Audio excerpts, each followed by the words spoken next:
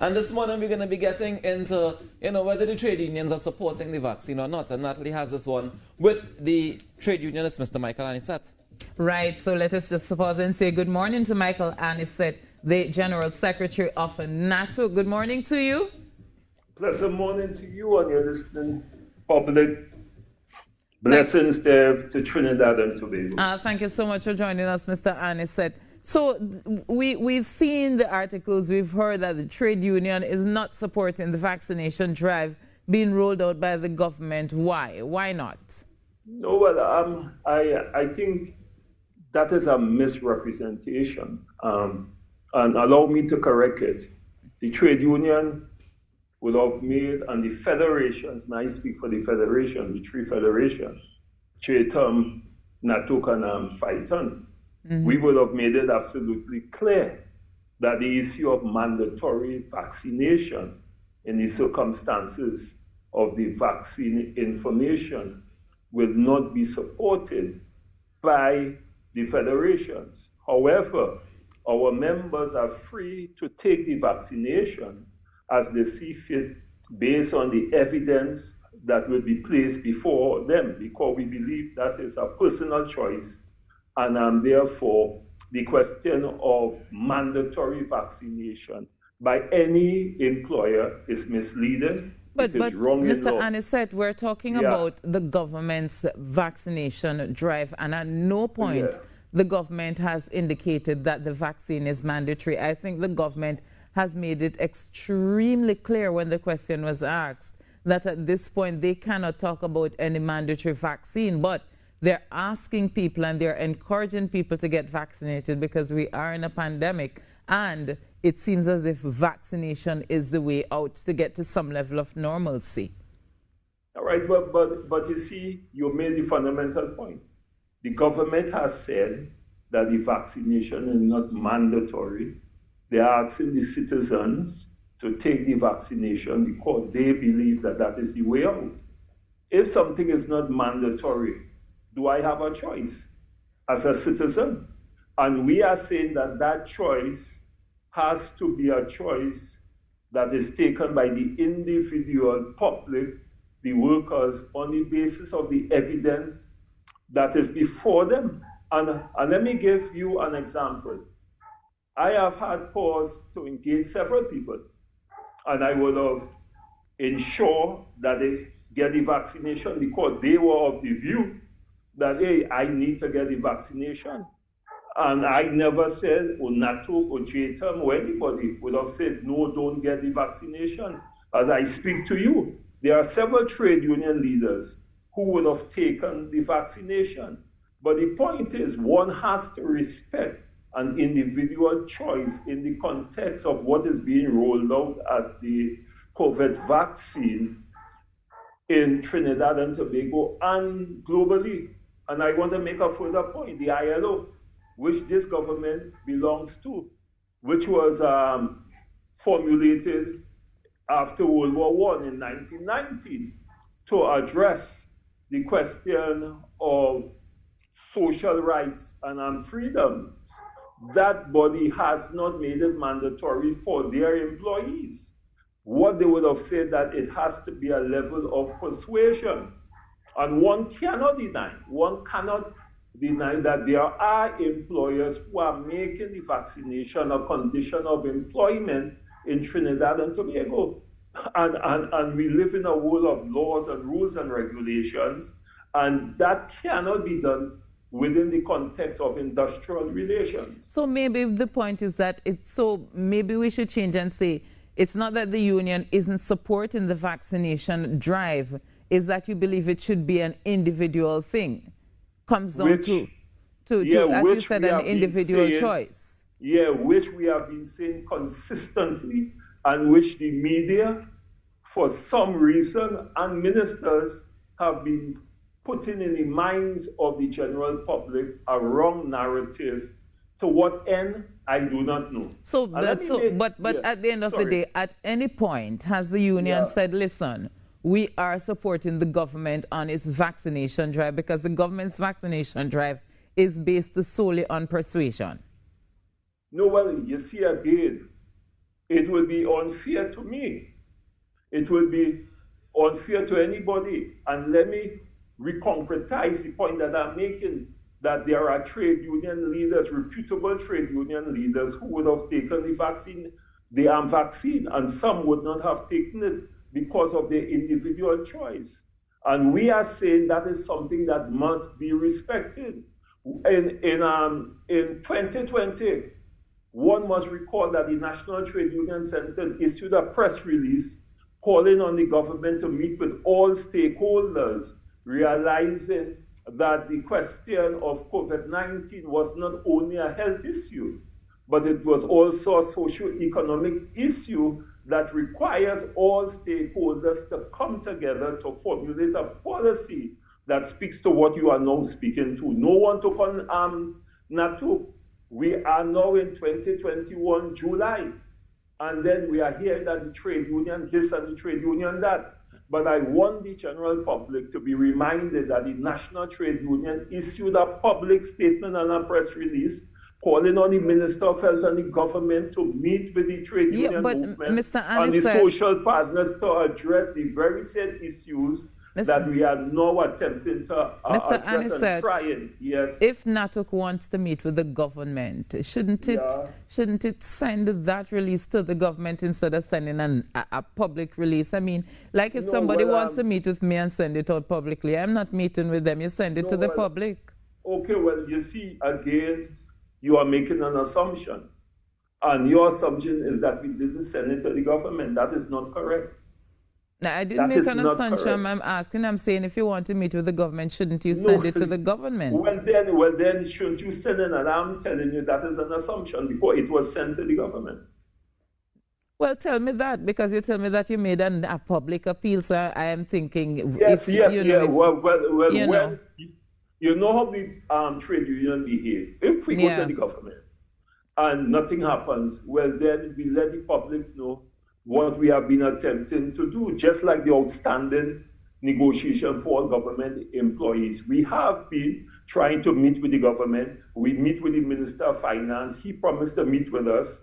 And 3 months has passed to date, and he hasn't met with the federations in order to resolve this outstanding matter. So then what do? We go to the public and we let the public know. That is the only thing that you can do.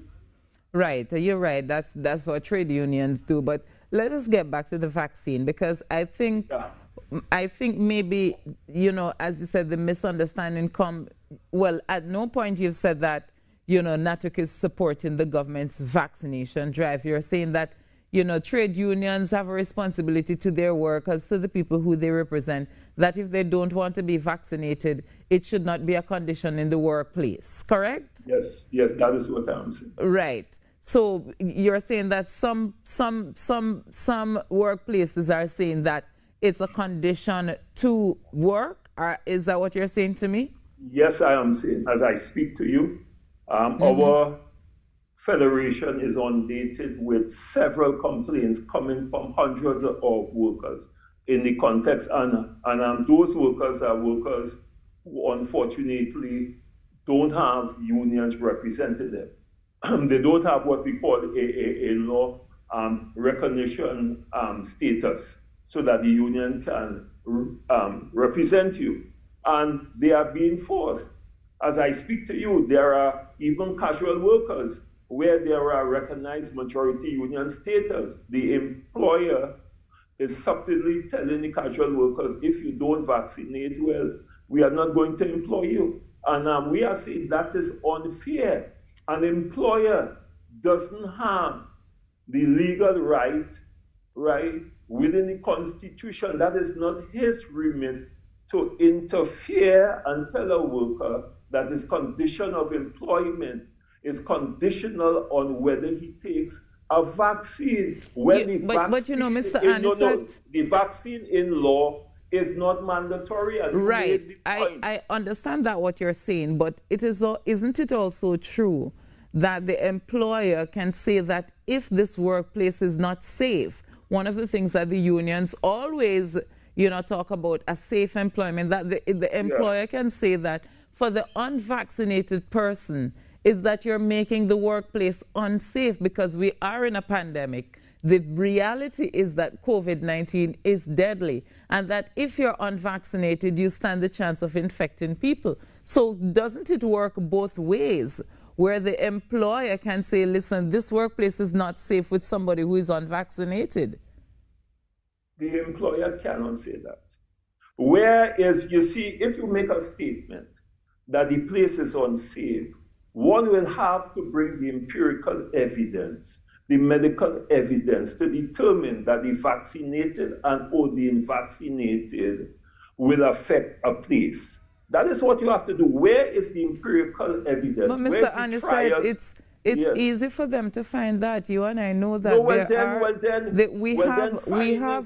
we have empirical evidence all around us where we see people who are not vaccinated. We have seen people catching COVID-19. We have seen people infecting other people. And we have seen people dying as a result of that.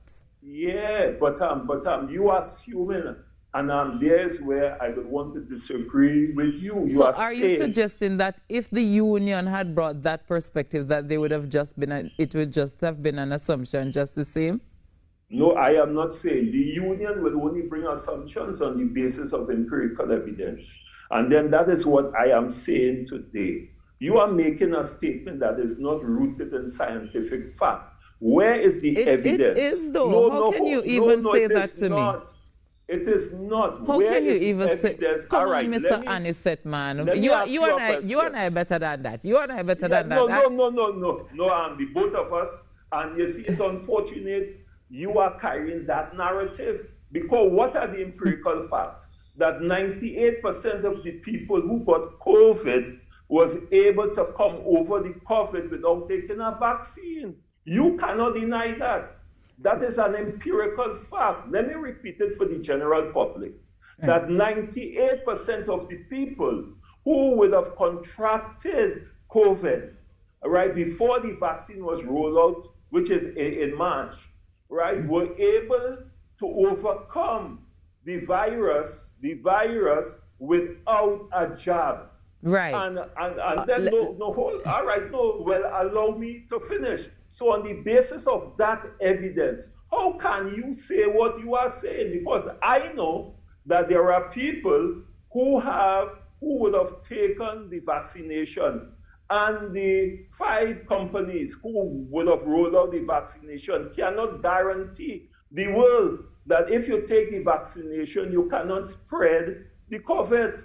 And that's a fact. So why are we splitting heads over what are facts and what are in the public domain? Okay, so it's 2% of the population, 2% of the global population who would have died and suffered out of 98% of the people who would have received COVID-19. So Mr. Anisette, so in other words, from the perspective of the union, the 2% that's died, that is okay for the 2% to die because 98% lives.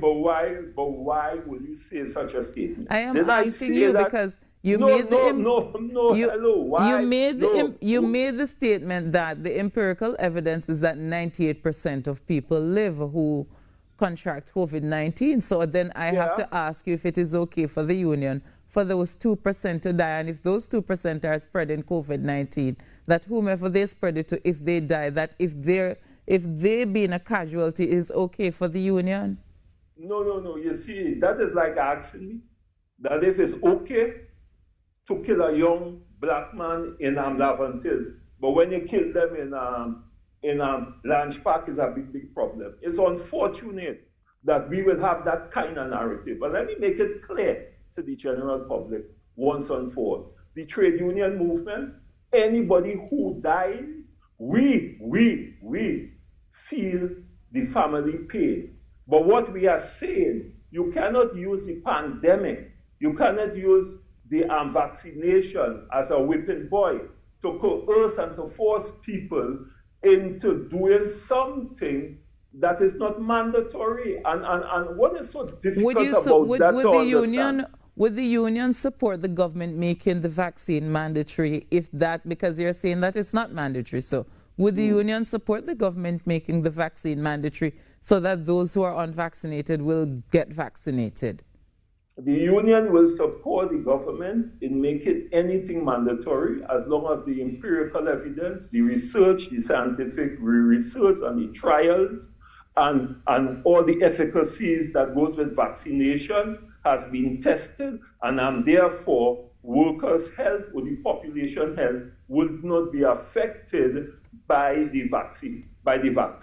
We will support it because I will show you my document where I have been vaccinated, all right? But that vaccination had a clinical trial for almost 7 to 10 years. You know, and let us begin to understand that. Because you see, we are talking about industrial relations here, and industrial relations is governed by laws and convention. Yes, I definitely understand that. This government belongs to the ILO, the International Labour Organization. Right. And they would have put out bulletins as it relates to the very said vaccination, and they would have said it's persuasion and not mandatoriness. I'm using my word now. Right. Okay? They would have said that, and this very government, it is part of it. So then if they are saying it is not mandatory, don't I have a choice? Who gives the employer the right to impose a legal responsibility, a parliamentary responsibility, right, to the employer? All right. Who gives them Mr. right? Anisette, unfortunately, we are out of time. We're going to have to leave it there. But I know. We'll explore it another time. Don't call on God. You see that when you're having fun, the time goes. We've been almost 20 minutes now. Yeah, don't worry. Yeah. All right. All right. And I just want to make the point. The vaccine is like an industrial relation matter, where an employer uses substitute to avoid workers getting their benefits, like making them freelance workers, like making them contract workers, and the Privy Council would have ruled on that if the worker is working in the same environment, doing the same work with the contract worker and the permanent worker, well, that worker is not a freelancer. All right, Mr. Anisette, we definitely are out of time. We'll have to explore that another time, but you know I'll always invite you to the program. Yes, Michael Anisette well, there. It's a little while I haven't been on. Talking to us about vaccines. We have to take that break. We'll be back with you. Try, them can't take my joy.